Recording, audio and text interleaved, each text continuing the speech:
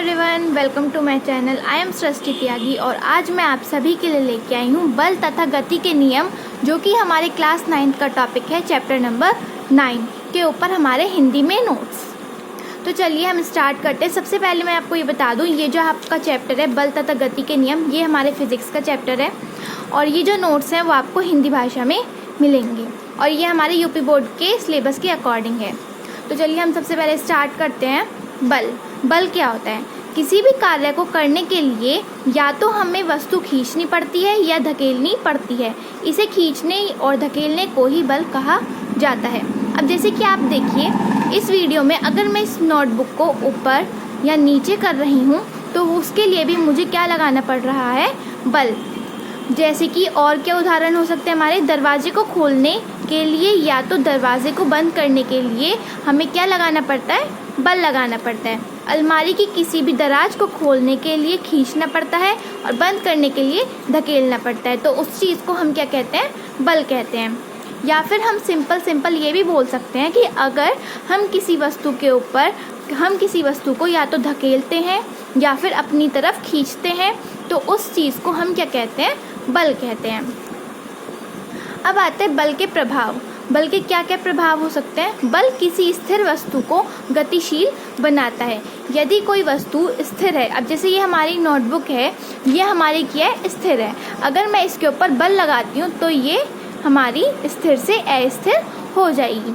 इसका उदाहरण क्या है? एक फुटबॉल को पैर से धक्का मारने पर वह गतिशील हो जाती है। जैसे कि आप सभी जैसे फुटबॉल वगैरह खेलते होंगे तो पहले क्या होती है? फुटबॉल अस्थिर होती है, वो चलती हुई नहीं होती है, उसमें कोई गति नहीं हो रही होती है। लेकिन जैसे ही हम उसको धक्का देते हैं, पैर से टच करते हैं, तो वो क्या है? अपनी गति में आ जाती है, वो गतिशील हो जाती है। तो वो भी क्या प्रभाव हुआ? बल लगाने से उस पर प्रभाव पड़ा। इसके बाद आता है हथौड़ा मारने से पत्थर का टूटना। अब एक चीज़ और होती है, हमारे आसपास कोई भी गतिविधि होती है तो उसके अंदर हमें बल लगाना पड़ता है।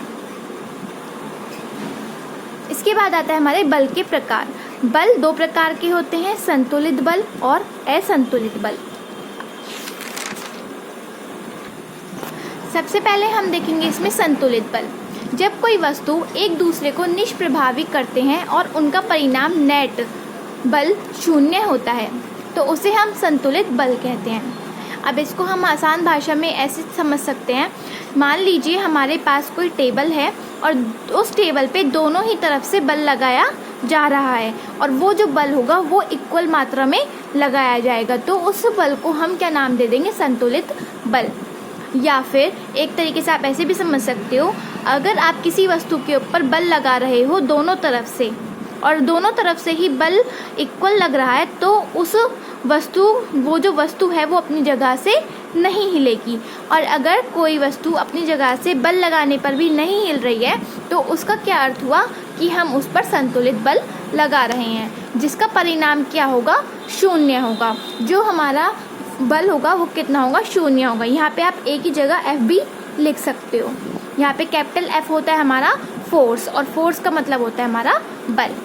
इसका उदाहरण है रस्सा कस्सी के खेल में जब दोनों टीम रस्से को बराबर बल से खींचती हैं तब परिणाम बल शून्य होता है।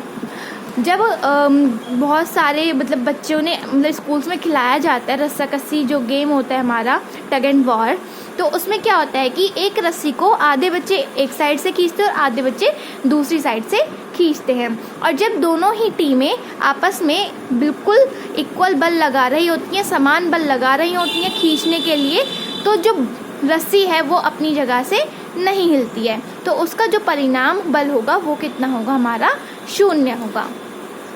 इसके बाद आता है हमारा असंतुलित बल।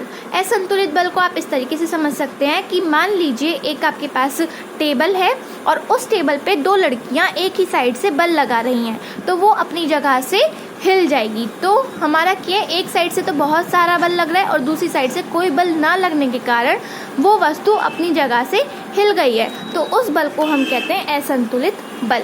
जब किसी वस्तु पर लगे अनेक बल का परिणाम, उनके अनेक बलों का परिणाम बल शून्य नहीं होता है परंतु विपरीत दिशाओं में होता है, तो उसका क्या होगा? वो शून्य के बराबर नहीं होगा।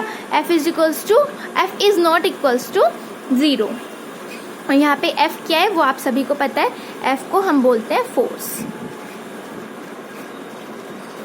जो आपके यहाँ पर कुछ फॉर्मूले होंगे, जो सूत्र होंगे, वो आपको अल्फ़ाबेटिकली ही पढ़ने पड़ेंगे। जैसे फोर्स को आप F ही लिख सकते हो, बल का ब नहीं लिख सकते। तो आपको यहाँ पे कुछ चीज़ें इंग्लिश में भी समझनी होंगी और कुछ चीज़ें हिंदी में भी समझनी पड़ेंगी।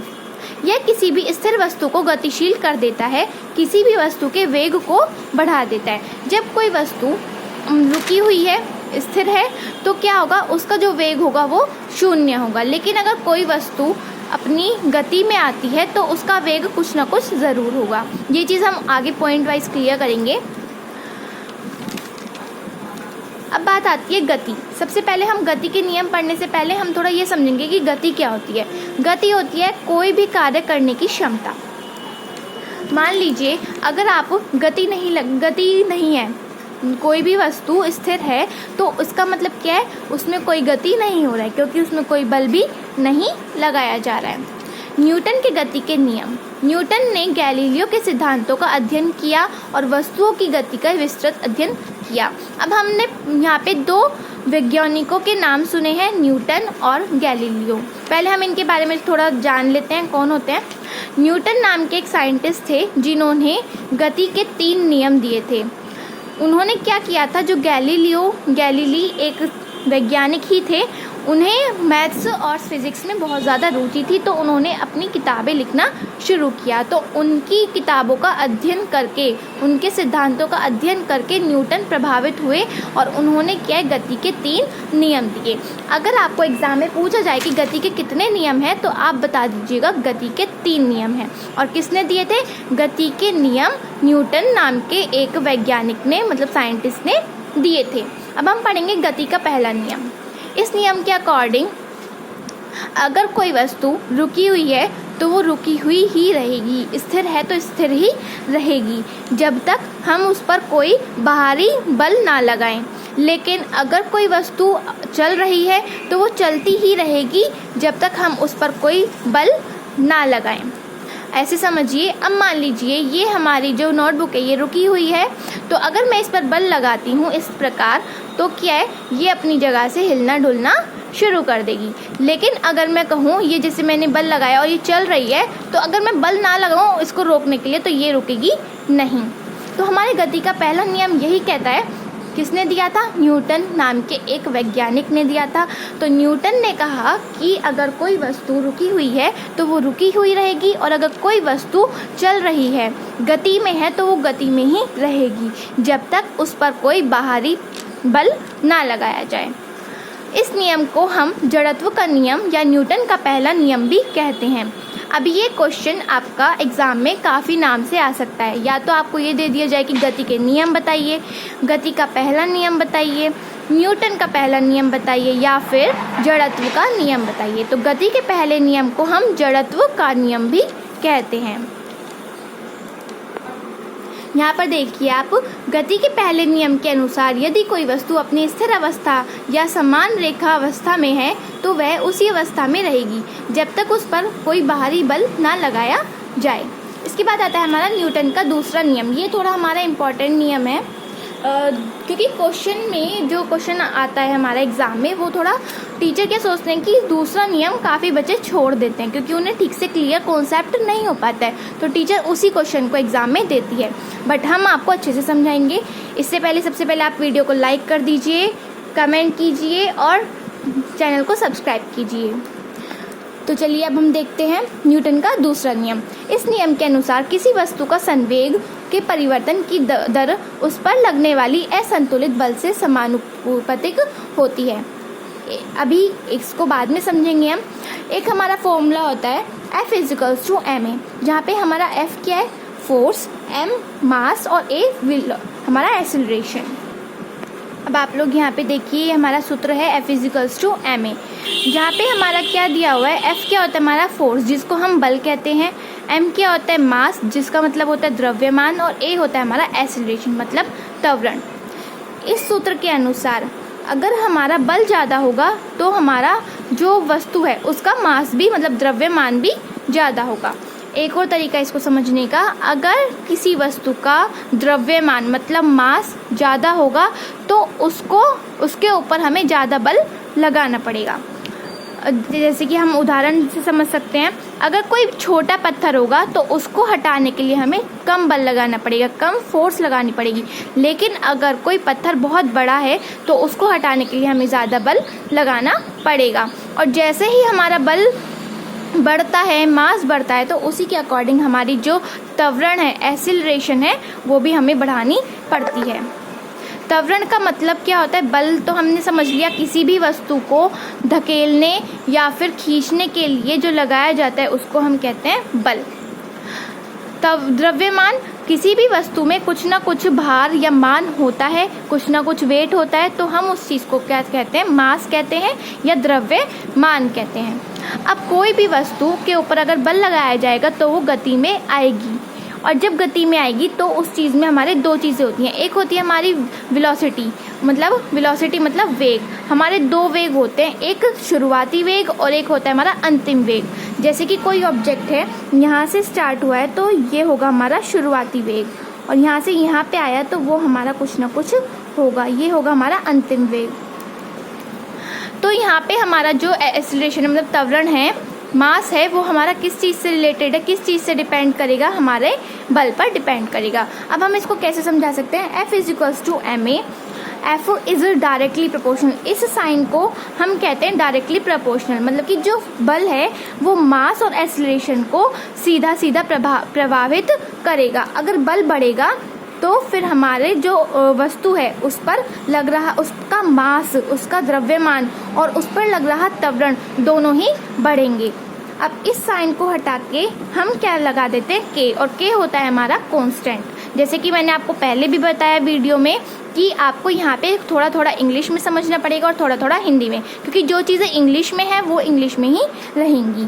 तो हमारा फॉर्मूला क्या हुआ था? F = ma, F is directly proportional to ma। तो इस डायरेक्टली प्रोपोर्शनल के साइन को हटाने के लिए हमने क्या किया? = k, और k की वैल्यू हमेशा ही कांस्टेंट रहती है, कोई उसमें चेंज नहीं आता है, जो वैल्यू होती है वही की वही रहती है। अब अगर यदि f की वैल्यू 1 है, m की वैल्यू 1 है और a की वैल्यू 1 है, तो सारी चीज़ें क्या होंगी? हमारी बढ़ेंगी। अब एक चीज़ देखते हैं, हमारा a का जो फॉर्मूला होता है, a मतलब एक्सीलरेशन, त्वरण, v - u/t होता है, जिसमें कि v क्या होता है हमारा? v होती है हमारी अंतिम वेग, और u होता है हमारा शुरुआती वेग। शुरुआती वेग का क्या मतलब है? जैसे यहाँ पे हमारा कोई ऑब्जेक्ट है, रुका हुआ है ना, तो यहाँ से चलने वाला जो वस्तु स्टार्ट होगी तो यहाँ पे जो हमारा शुरुआती वेग होगा वो 0 होगा, क्योंकि इस पर कोई बल नहीं लग रहा है। लेकिन जब ये गति में आएगा तो इसका कुछ ना कुछ वेग होगा। तो वेग की वैल्यू क्या होगी वो डिपेंड करती है आपके क्वेश्चन में। इसी वजह से हमारा जो यहाँ पे F = ma हमारा वो होता है, सूत्र होता है। एक ही जगह हमने ये वाला यहाँ पे फॉर्मूला पुट किया है, ΔV/T। ΔV होता है हमारा V - u, तो ΔV हम लिख सकते हैं V - u की जगह, और नीचे आ जाएगा हमारा टाइम। अगर हमारा टाइम ज़्यादा होगा तो हमें फोर्स कम लगानी पड़ेगी, और अगर हमारी फोर्स ज़्यादा है तो हमें टाइम कम लगाना पड़ेगा। यदि किसी भी वस्तु को हिलाने के लिए हमें ज़्यादा फोर्स लगानी पड़ रही है तो हमें समय कम लगेगा। इसका उदाहरण है, यदि भी कोई भी ठेला यदि एक आदमी के बल से कम तेज चलता है और कई लोगों के एक साथ बल लगाने से बहुत तेज़ी से चलता है। ये सिर्फ सीधा सीधा ये दर्शाता है कि अगर किसी वस्तु में ज़्यादा द्रव्यमान है तो हमें ज़्यादा बल लगाना पड़ेगा, कम द्रव्यमान है तो कम बल लगाना पड़ेगा। अगर हम बल ज़्यादा लगाते हैं तो उसका वेग भी ज़्यादा होगा, और अगर कम बल लगाते हैं तो कम वेग होगा। इसके बाद आता है हमारा न्यूटन का तीसरा नियम। इस नियम के अनुसार जब तक वस्तु किसी दूसरी वस्तु पर बल लगाती है तो वह पहली वस्तु भी दूसरी वस्तु पर उतना ही बल लगाती है। अब जैसे कि अगर हम किसी दीवार पर बल लगाते हैं तो दीवार भी हमारे ऊपर बल लगा रही होती है, बस फर्क इतना है कि वो हमें इतना महसूस नहीं देता है। इसको एक तरीके से आप ऐसे भी समझ सकते हो कि यदि अगर आप किसी को धक्का दोगे तो थोड़ा बहुत बल तो आपके ऊपर भी लगेगा उस इंसान से। अब ये हमारा क्या है, हमारे पास दो इंसान है ए और बी। अगर ए बी के ऊपर बल लगाएगा तो पहले ए बी के ऊपर बल लगा रहा है और अब वो क्या हो रहा है, यहाँ पे बी ए के ऊपर लगा रहा है। जब बी ए के ऊपर लगाएगा वो चीज़ क्या हो जाएगी, हमारे नेगेटिव में जाएगी, वो उल्टी फोर्स लगाएगी दूसरी तरफ से। उदाहरण क्या है, नाव से उतरने पर इसके पीछे की ओर चलना। जब हम नाव पे से उतरते हैं तो हम आगे की तरफ जाते हैं और आप लोगों ने देखा होगा कि जो नाव है वो पीछे की तरफ जाती है। मनुष्य द्वारा पृथ्वी पर चलना। जब हम चलते हैं तो पृथ्वी का वो भाग जहाँ पे हम खड़े होते हैं वो पीछे चला जाता है और हम आगे बढ़ जाते हैं। बंदूक से गोली चलने पर बंदूक पीछे की ओर धक्का लगाती है। जब बंदूक से हम गोली चलाते हैं तो गोली क्या है, वो आगे की तरफ चलती है बंदूक, लेकिन जो झटका लगता है वो हमारे हाथ पर लगता है और हमारा हाथ 1 सेकंड के लिए पीछे की तरफ धकेल दिया जाता है। ये हमारे न्यूटन के 3 नियम थे। इसके बाद हम एक क्वेश्चन करेंगे न्यूटन के नियम के ऊपर ही। यदि किसी वस्तु का द्रव्यमान 2 है और त्वरण 3 मीटर पर सेकेंड है तो बल ज्ञात कीजिए। तो हम सीधा F=ma वाला सूत्र लगाएंगे। m की वैल्यू निकालनी है हमें, F और a की वैल्यू पुट करके हम यहाँ पे इसका आंसर ले आएंगे 6 न्यूटन। इसके बाद आता है हमारा संवेग। किसी वस्तु में समाहित गति की कुल मात्रा को संवेग कहते हैं। जब किसी वस्तु में कोई गति आती है तो उस चीज़ को हम संवेग कह देते हैं। संवेग मतलब मोमेंटम, और मोमेंटम को हमने p से डोनेट किया, p से हम लिखते हैं। इसका फॉर्मूला क्या होता है, P=mv, जिसमें P हमारा संवेग है, m हमारा द्रव्यमान है और v हमारा वेग है। इस नियम के अनुसार जब किसी गेंद का मास m1 होगा तो उसकी इनिशियल वेलोसिटी मतलब शुरुआती वेग कितना होगा, u1 होगा, और अगर m2 होगा तो u2 होगा। फिर जब हमारा m1 होगा तो फिर से u2 होगा, फिर v2 होगा। यहाँ पे देखिए, जब पहला आदमी दूसरे के ऊपर बल लगाएगा तो फिर जब दूसरा आदमी पहले के ऊपर बल लगाएगा तो वो उसके माइनस में जाएगा, वो उससे उल्टा होगा। उदाहरण क्या होंगे हमारे, गेंद का कैच लेना, खिलाड़ी द्वारा कराटे के खेल में टाइलों के समूह को एक ही बार में तोड़ना। तो हमारा ये चैप्टर कंप्लीट होता है। इस चैप्टर के जो बल तथा गति का जो नियम है, इस चैप्टर के ऊपर जो नोट्स हैं वो हमारे कंप्लीट होते हैं। अगर आपको वीडियो अच्छी लगी और नोट्स आपके यूज़फुल हो तो प्लीज़ आप वीडियो को लाइक कीजिए, शेयर कीजिए, और अगर कोई भी क्वेरी है तो आप कमेंट भी कर सकते हैं कमेंट बॉक्स में, आपको जल्दी से जल्दी रिप्लाई मिलेगा। और प्लीज़ चैनल को सब्सक्राइब कर दीजिए।